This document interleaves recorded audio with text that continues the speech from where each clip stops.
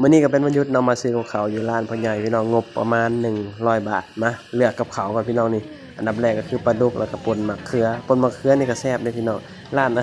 พ่อใหญ่นี่มีแต่แนวแซ่บๆแล้วก็ลูกค้าประจำเพิ่นหลายๆพี่น้องหนึงในนั้นก็มีเฮานำเนาะลูกค้าประจำเพิ่นปะบัดนี้จ่ายเงินก่อนพี่น้องนี่ประมาณนี้กับห้องบัดนี้สบายดีพ่อพี่น้องสวัสดีพ่อแม่พี่น้องทางฝั่งไทยนำครับผมมื้อนี้ก็เป็นวันหยุดเนาะมื้อนี้วันหยุดก็อาจจะบ่ได้ไปทางไหนพี่น้องก็สิออกไปซื้อกับข้าวเนาะมื้อนี้ก็เป็นวันที่28 29เลยพี่น้องใกล้สิ้นเดือนแล้วเนาะตื่นมาเช้ามารู้สึกว่ามันแบบว่าอากาศดีๆมั้ยอากาศมันแบบว่ามันรู้สึกว่ามันเหมือนมันจะเข้าสู่หน้าหนาวเนาะอยู่ลาวพี่น้องหนาวแล้วตอนนี้ลมแบบว่าเย็นว่าซี่นะป่านนี้ไปหาซื้อกับข้าวกับน้ำก่อนพี่น้องอยู่ไอ้ร้านประจำเฮาพุ่นล่ะที่เฮาเคยไปซื้อเนาะร้านพ่อใหญ่แหละขายดีๆเลยพ่อใหญ่นะพี่น้องเดี๋ยวไปเบิ่งว่ามื้อนี้บ่ฮู้ว่าเพิ่นสิมาบ่นี่แหละพี่น้องชีวิตในเมืองใหญ่เนาะส่วนนี้ก็บ่ค่อยได้ออกไปทางใดเพราะว่าคือหยังเขาเว้าเนาะว่าเตรียมตัวสิกลับบ้านนั่นแหละพี่น้องแต่ว่ายังบ่ทันได้กลับเพราะว่าติดขัดข้องนิดหน่อยพี่น้องก็ยังบ่ทันได้กลับเนาะแต่ว่าก็เตรียมตัวสิกลับแล้วล่ะก็หยุดก็บ่ค่อยได้ไปทางใดดอกพี่น้องส่วนหลายก็สิแบบว่าอยู่แต่ในห้องแล้วก็พักผ่อนก็บ่ได้ค่อยไปทางใดพี่น้องส่วนนี้ก็คืออย่างที่ถ้าผู้ใดติดตามเฮาก็สิฮู้เนาะส่วนนี้เฮาก็แบบคือเตรียมตัวสิกลับบ้านนั่นแหละแต่ว่ารอเบิ่งก่อนว่าสิแบบว่าได้กลับตอนใดจังซี่นะพี่น้องคืออย่างที่เฮาเว้าว่ามันก็มีเรื่องราวที่แบบว่าเฮ็ดให้ยังบ่ทันได้กลับไปสิมื้อนี้ก็วันที่28 29 28 29แล้วก็ใกล้สิสิ้นเดือนแล้วล่ะพี่น้องใกล้สิเงินออกแล้วเนาะก็หลายๆคนก็รอ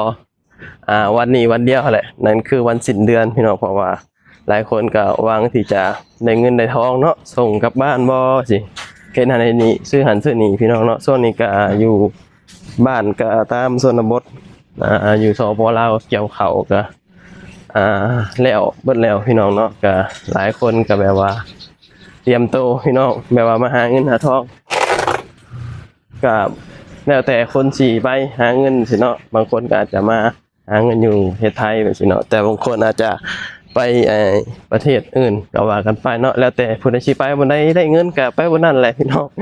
บ่ได้ที่แบบว่าผู้ใดแบบว่าแบบมีแฮงที่จะไปแบบสินะบางคนมีเงินแหน่ก็อาจจะไปประเทศที่มันแบบว่าไกลๆแหน่แบบสินะแต่ถ้าผู้ใดแบบว่าเงินบ่หลายก็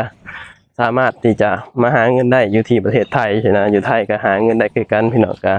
นั่นแหละก็ขึ้นอยู่กับเฮาเวลาเฮามาหาเนาะถ้าเฮามาแล้วเฮาก็ตั้งใจหาแล้วก็ตั้งใจเก็บ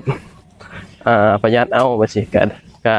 ได้คือกันพี่น้องเนาะเพราะเรื่องมาหาเงินบ่สิอยู่ไสก็แล้วแต่พี่น้องถ้าเกิดว่าเฮาบ่แบบว่าบ่ตั้งใจเก็บเงินหรือว่าถ้าเกิดว่าเฮาบ่ประหยัดนี่เฮาว่ามันก็บ่มีเงินเก็บอยู่ดีถึงแม้อาจจะไปอยู่แบบว่าประเทศที่แบบว่าเงินเดือนที่มันแบบหลายๆก็ซะเนาะถ้าเกิดว่าเฮาไปแล้วแบบว่าเฮาลิ้นเก่งกินเก่งนี่มันก็บ่มีเงินเก็บพี่น้องถ้าเกิดว่าเฮาบ่ประหยัดแบบนี้นะเพราะฉะนั้นแหละก็ถ้าผู้ใดมีโอกาสได้เข้ามาหาเงินก็พยายามแบบว่า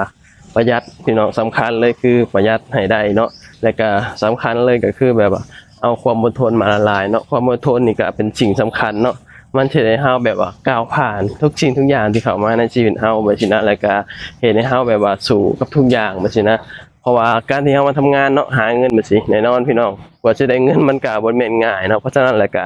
เฮาจงแบบว่าเห็นค่าเงินทุกบาททุกสตางค์มันมีค่าแฮงพี่น้องเนาะถ้าบ่มีเงินมันก็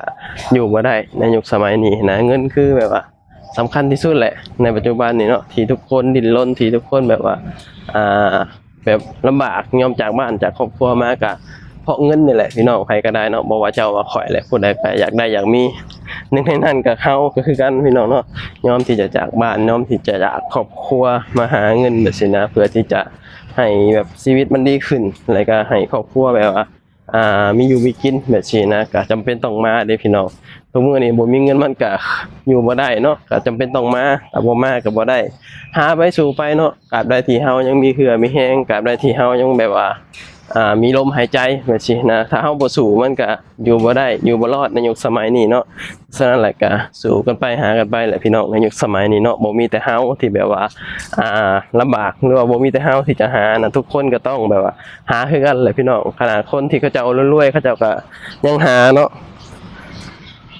คือมันยุคสมัยมันเป็นแบบนี้พี่น้องเราก็ต้องปรับเปลี่ยนไปตามยุคตามสมัยเนาะถ้าผู้ใดแบบว่าบ่ปรับเปลี่ยนไปตามยุคตามสมัยก็อยู่บ่ได้หรอกพี่น้องในยุคสมัยนี้เนาะเพราะฉะนั้นแหละก็ต้องแบบว่าปรับเปลี่ยน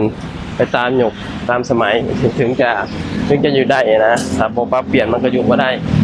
พอถนนใหญ่แล้วพี่น้องบรรยากาศมื้อนี้มันสิครึมๆพี่น้องมื้อเช้านี่ตื่นขึ้นมารู้สึกว่า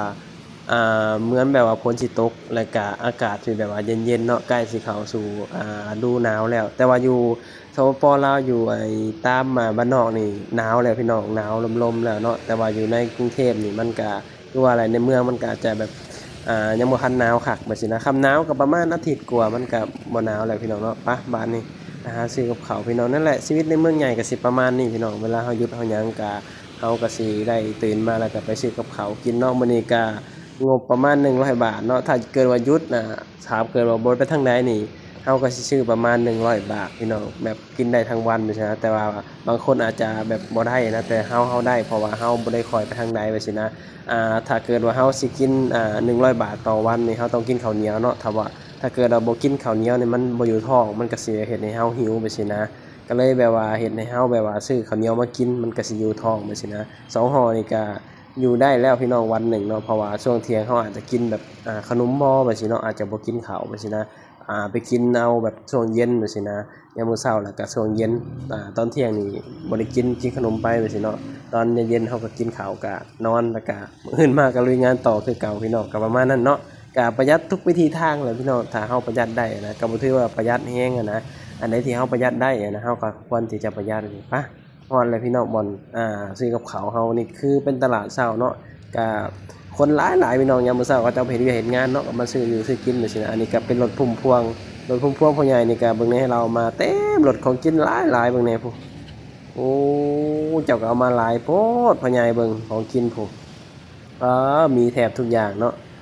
บัดนี้เราไปซื้อกับข้าวนี่ร้านประจำเลยร้านพ่อใหญ่เนาะลูกค้าเราหลายๆได้พี่น้องขายดีๆได้ ร้านข้างๆนี่สู้เราบ่ได้เนาะเพราะว่ากับข้าวเราหลายสิ่งหลายอย่างอาหารอีสานบ้านเฮาซี้นะนี่มีพวกลาบไก่ปิ้งเนื้อปิ้งปลาดุกว่าซี้นะแล้วแต่เฮาสิกินพี่น้องเลือกเอานี่เอาปิ้งปลาดีกว่ามื้อนี้กินปิ้งปลากับว่าสิกินหมกไก่ใส่ปีแล้วก็มีหมกหน่อไม้แล้วก็ซุปมะเขือแล้วก็มีป่นปลาทูโอ้ยหลายอย่างพี่น้องคือแบบว่ามันเป็นอาหารอีสานนะ ส่วนมากคนเขาเจ้ามาซื้อก็สิเป็นคนแบบว่าคนอีสานหรือว่าคนลาวเฮาเนาะที่แบบมาซื้อร้านพ่อใหญ่งบ100บาทพี่น้องมื้อนี้เฮาจ่ายเพิ่นก่อนบาทนี่ขอบคุณครับพ่อใหญ่เราจะจำหน้าได้พุ่นแหละมาซื้อกับเราปะกลับบ้านนี่คลิปนี้ก็บ่ยังหลายพี่น้องก็สิได้ปิดคลิปแล้วเนาะก็ขอบคุณหลายๆเนาะที่แบบว่าเสียสละเวลาเข้ามาเบิ่งมาชมตอนนี้เฮาก็สิได้กลับห้องแล้วก็สิกินข้าวกินน้ำเนาะพอกันคลิปหน้าเด้อสบายดีสวัสดีครับผม